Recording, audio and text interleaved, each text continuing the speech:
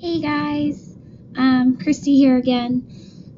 For my second video, I wanted to talk to you guys more about what we cover in Unit 3, which covered sexual desires and what people deem improper sex. So to start, I'd like to start with the definition of improper, just the standard Google Webster dictionary definition, which is something that is not in accordance with accepted rules or standards, especially of morality and honesty. Now, when we take that definition and we turn it into a broader term, or narrow it down, I guess, in reality, of anything that is considered improper sexually, the term is still so broad that it can cover almost anything out of what might seem natural for sex. So we're talking anal sex, we're talking BDSM, child pornography, pedophilia, necrophilia, any kind of sexual urge that anybody can see. Is, if they personally don't see it as something normal that they would do, it could be weird or it could be considered improper. So in reality, the term is so big that it's hard to get a grasp of what anybody actually deems improper, and we don't have an actual consensus on what is improper. To quote one of the first readings we had, there was a sentence where they said most people find it difficult to grasp that whatever they like to do sexually will be thoroughly repulsive to someone else, and that whatever repels them sexually will be the most treasured delight of someone's somewhere. So stating that statement speaks volumes. For something that I'm personally not into or anything else, the girl right next to me or the man right behind me could be dying to try. When we talked in our discussions, a lot of people covered the BDSM because we read the one article about it, and I think that spoke wonders, that she wasn't considered a prostitute because she wasn't actually having sex with men for money, but she did have men upon men coming to her for BDSM. Now, that's just one topic. For men to admit to being into BDSM can be very, very hard for them. It can be something that can cause them to be outcasts. They can be worried their wives won't understand. They can be worried other people don't understand.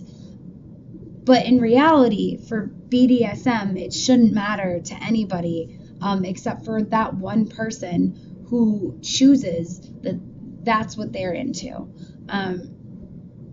As long as they're being safe and not hurting anybody else, in reality, they really don't have anything else left to worry about. So the next topic I want to cover that gets really heated between people, but is the same, ends up being the exact same ending, gay sex.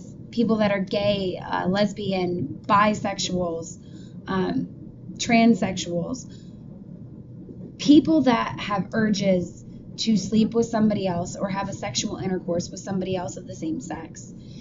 For years and years and years, gay sex has been deemed improper by the church, by our government in America, and by a lot of people who just think it seems weird or creepy or gross. They don't necessarily care if somebody else does it, but maybe for them that's disgusting and could never be anything that they would try. Gay sex is something that occurs between animals and naturally, and occurs now with humans too, apparently.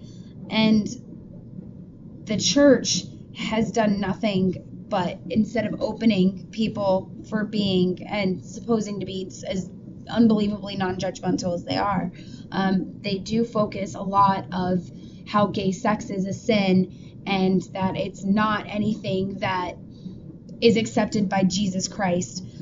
So that pressure, telling people what they do in their own bedroom, is something that they will go to hell for. And again, in reality, is none of that person's business.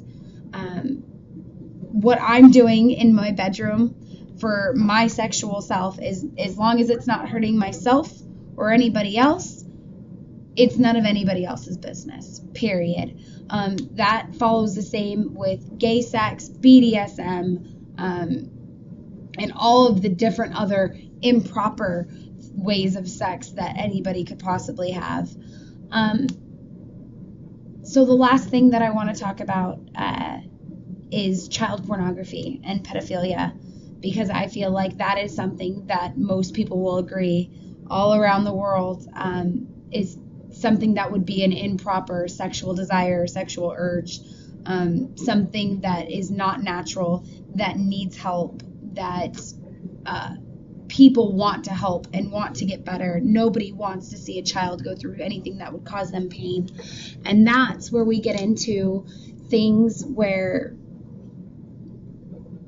now it matters if that person, what that person's doing behind closed doors and in their bedroom, because you're hurting a child. You are hurting somebody else's child. You are hurting somebody that doesn't have the complete capacity to defend themselves against you. So when it comes to child pornography, it's the same thing. You're using the children's pictures, you're using children's attributes to release any sexual desires that you have. And instead of getting help or talking to somebody about it, you're continuing to allow yourself to have something that is a sexual desire for something that is widely spread as improper as a sexual urge, because it is not helping you. It's something that is morally wrong because you're hurting somebody else at that point. It's not actual consensual sex. That child does not have the right to consent to sex. So you are taking over somebody else's right. Now, talking about all three of those as what people normally deem improper is very hard. They're all taboo subjects. Gay sex has been a taboo subject for years and years, and it will probably continuously be a taboo subject until people realize that it shouldn't matter. It doesn't matter to me that my gay friend is having sex with a woman, because it has nothing to do with my bedroom. It has nothing to do with me. So to me, my morals says that that's not wrong. That is not considered improper sex. That is a sexual act between two people who are doing nothing but creating love between themselves. When you get to BDSM, that is something that is also none of my business. You are willingly taking part with another consenting adult where nobody is getting hurt or harmed. You're doing your sexual act legally. You are not actually having sex, or you are having sex if you're finding somebody to be your BDSM partner. But what the girl we read about in our section, can't think of the name, references and says is when she says I'm not a prostitute, she's not having sex with the men. She's not selling herself and actually having that immoral act by breaking the law. And the last one that I have to touch on again would be the child pornography. Again, when you are a pedophile and you're doing something or any kind of sexual act that involves breaking the law or hurting somebody else or yourself, I think that's a better definition of something that is considered improper sex, because you're hurting somebody. You're either doing something with somebody that's not consenting, or you're causing emotional discomfort or regular discomfort to somebody who doesn't have the ability to defend themselves. So all in all, when you're talking about any kind of sexual act, the best decision for people to have.